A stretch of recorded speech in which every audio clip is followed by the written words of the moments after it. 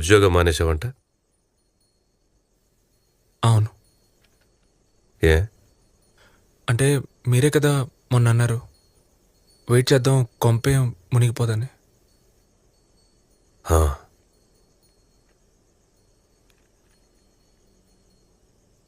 10,000 ఇచ్చావంట.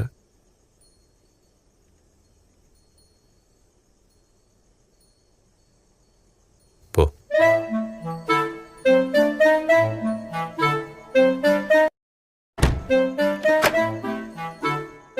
ఏంటినా ఇంత తేలిగ్గా వదిలేశాడు? సిగరెట్ తాగుతున్నావా? సారీ. అయ్యయ్యో, సారీ చెప్పకండి సార్. భలేవారే.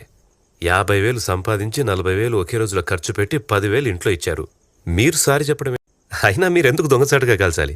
గట్టిగా పిలిచి నా మొహం మీద వదలండి, పర్లేదు. ఇప్పుడు సమస్య నేను సిగరెట్ తాగడమా లేక ఇంట్లో 40,000 ఇవ్వకపోవడమా? నువ్వు ఆ 40,000 ఇవ్వకపోతే ఇల్లు గడవదనుకుంటున్నావా? నిన్నటిదాకా నా ఒక్కడి కష్టంతో గడిచింది, ఇప్పుడు నీ తమ్ముడి కష్టం తోడైంది. అంతే తేడా. ఎవడికి కావాలరా నీ డబ్బు?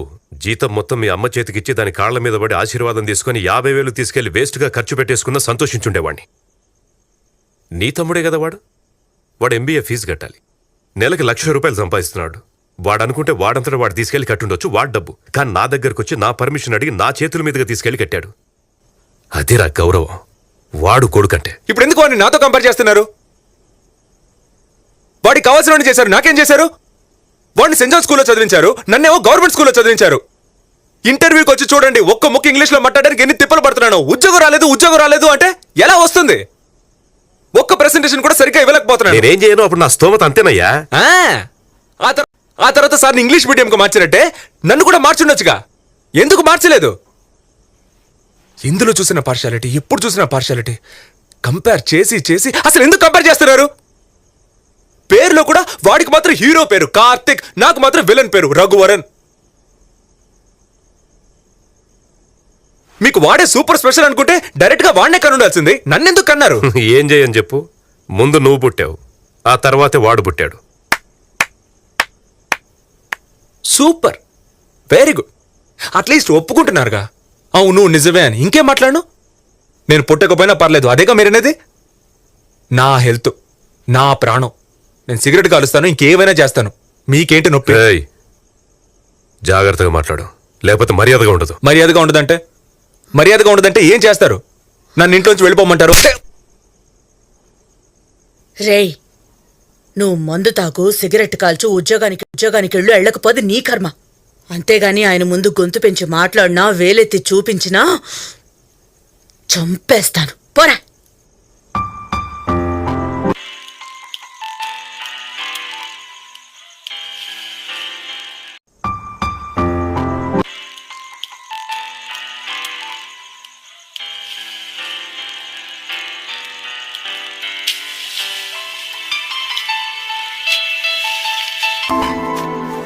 యాక్చువల్గా అమ్మకి నాన్నకి నువ్వంటేనే ఎక్కువ ఇష్టం అన్నా. ఏదో కోపంలో నాన్న అలా మాట్లాడుంటారు. ప్లీజ్ అన్నా, బాధపడకు. నాన్న గురించి తెలిసిందే కదా, చిన్న చిన్న విషయాలకు కూడా ఎమోషనల్ అవుతారు. అన్నా ఏం పట్టించుకోకు. రే, కిందంత పెద్ద గొడవ జరుగుతుంటే నీ ఫీజు కట్టడం కోసమే నేను 40,000 ఇచ్చారని ఒక్క మాట కూడా చెప్పకుండా ఏం తెలియని వాళ్ళ పైకొచ్చి నీతులు చెప్తున్నావా? మూసుకొని పో, మొహం పగిలిపోద్ది.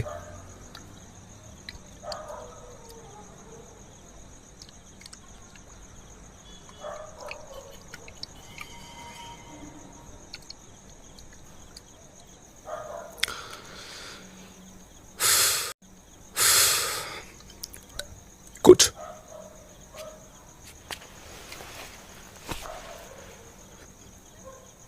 నువ్వు మంచోడివి, నేను చెడ్డోడిని. త్యాగం రా, త్యాగం.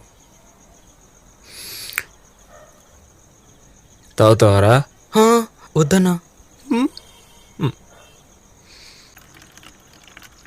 కోక్ తాగుతా ఉంటారా? తాగుతానా. తాగు.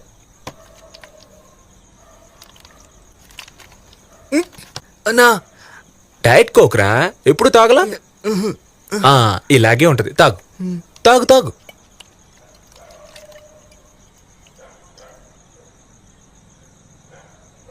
అన్నా మందేస్తారా? ఆ పని మీద ఏమన్నాను తమ్ముడు. బిల్డింగ్ ఇంకెన్ని రోజుల్లో పూర్తవుద్ది? ఇంకో 3 నెలలు